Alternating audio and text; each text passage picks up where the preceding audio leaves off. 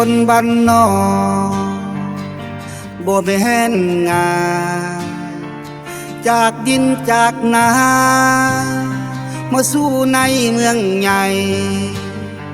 เวียงจันทร์แสงไฟมาลวงตาแต่หัวใจคอยยังเป็นคนเก่าเขาเอิ้นคอยว่าเสือดาวคนเก่า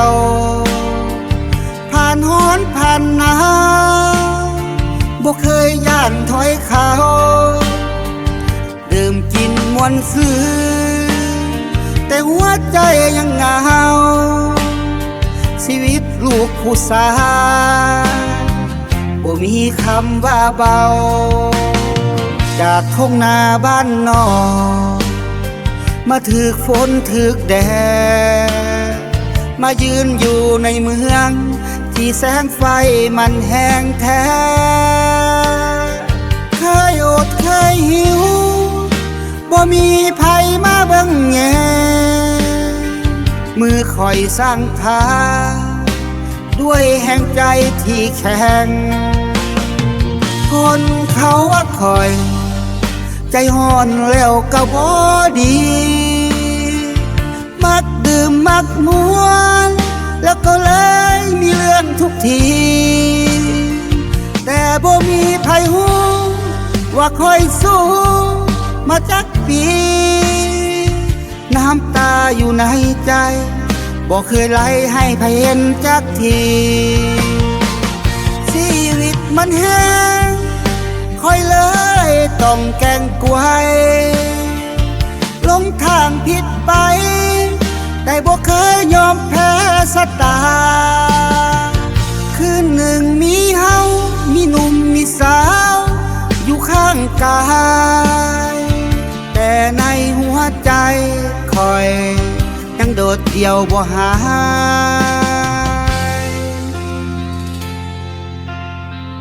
เวียงจันทร์ยามค่ำแสงไฟกระจ่างตาแต่ชีวิตคนจน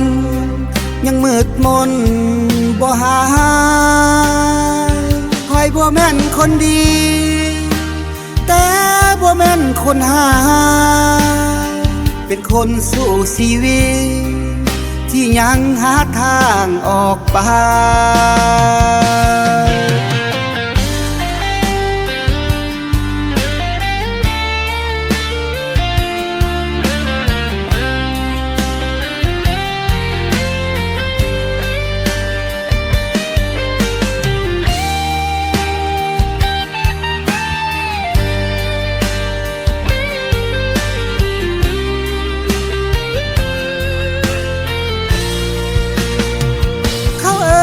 คอยว่าเสือดาวคนเก่าผ่านฮ้อนผ่านหนาวบ่เคยย่านถอยเขาดื่มกินมวนซื้อแต่หัวใจยังเหงาชีวิตลูกผู้สาวบ่มีคำว่าเบา